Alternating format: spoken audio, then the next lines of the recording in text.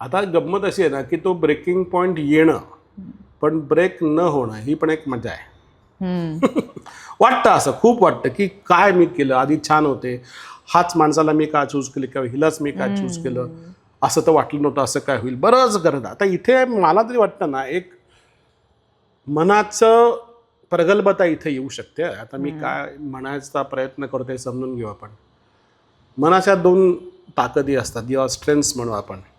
एक परसिव्ह करतं मन. परसिव्ह जे करतं हे रियालिटीशी संबंधित असतं की आत्ता आपला पॉडकास्ट चालू आहे हे मनाला माझ्या चालू आहे, कळतंय. सो मी काहीतरी योग्य किंवा छान शहाणपणाचं बोलणं आवश्यक आहे. हे कोणी सांगितलं मला? माझ्या मनाच्या परसेप्शनने सांगितलं की ह्या रोलमध्ये मी आता कसं वागायचं.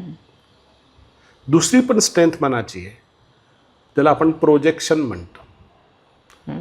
प्रोजेक्शन म्हणजे घटना ही घडतीये आणि ही घटना घडत असताना माझ्या मनाचं प्रोजेक्शन काय चालू आहे, आता हा एपिसोड चांगला जाईल ना, किती जण पाहते, व्ह्युअरशिप कशी मिळेल, रिस्पॉन्स काय होईल. दिस इज प्रोजेक्शन. ह्या प्रोजेक्शनचा या रिलेटेडशी काहीही संबंध नाही.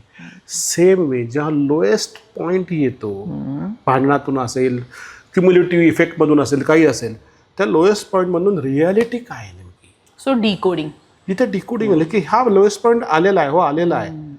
तिथे थोडा जर पॉज घेतला गेला आणि त्याचं, कारण तिथे कसं होतं की एकदा तो लोएस्ट पॉईंट आला की नॉर्मली मनाची रॅशनल ॲबिलिटी कमी होते आणि इमोशनल ॲबिलिटी सुरू होते.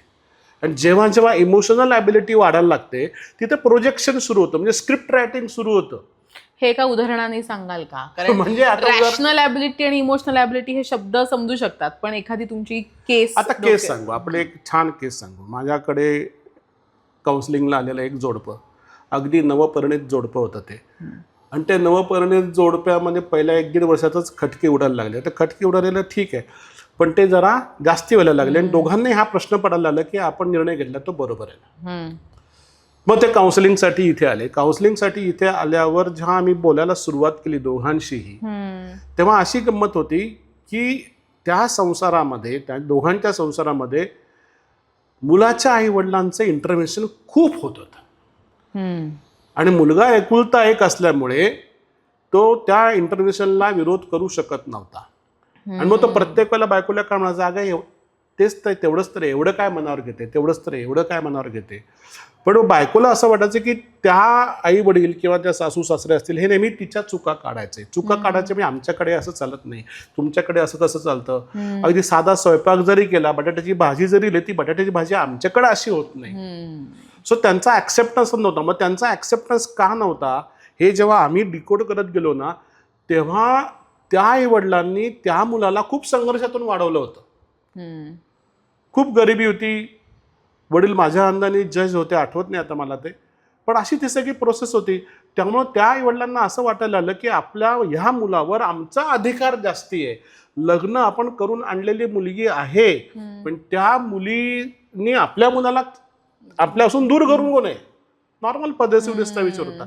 पण आता हे जे छोटासा विषय आहे, आपल्याला वाटतो छोटा, पण जी मुलगी दररोज ऐकते, तुझं हे चुकलं, तुझं हे बरोबर नाही केलं, तुला हे शिकायला पाहिजे, तुला आमच्या घरात सामावून द्यायला तुला एवढा कसा वेळ लागतोय, कळलं नाही का तुला घराच्या चालीरीती, ओ माय गॉड.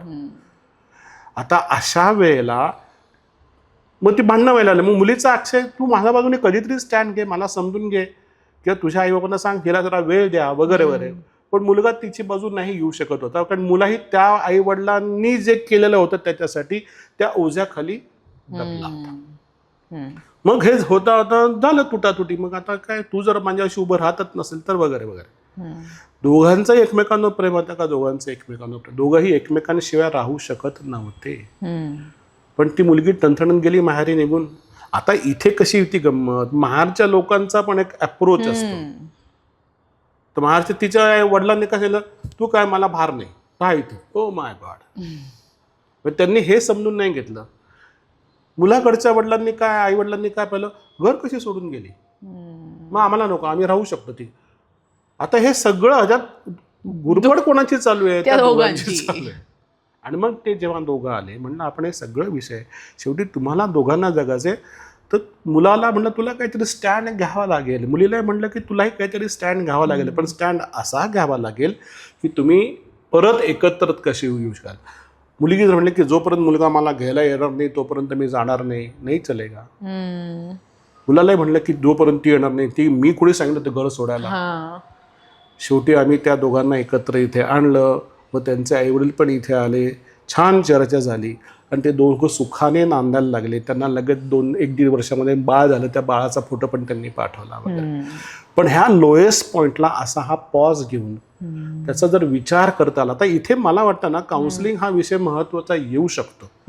कारण जोपर्यंत तिसरा अनबायस्ड, त्यांच्यापेक्षा शहाणा, वेगळा दृष्टिकोन देणारा येऊ शकत नाही तोपर्यंत अशी, आणि मला वाटतं अशा वेळेला प्रत्येकाला तो असं मिळत नाही शहाणा माणूस मध्ये, तिथे ते गडबड होऊ शकते. तर आजचा हा एपिसोड नक्की लाईक करा. तुम्हाला जे रिलेटेबल वाटतंय, ज्या लोकांना शेअर करावं असं वाटतंय त्यांना शेअर करा. आणि जागर मनाचा फाउंडेशन हे यूट्यूब चॅनल सबस्क्राईब करायला विसरू नका. धन्यवाद. नमस्कार.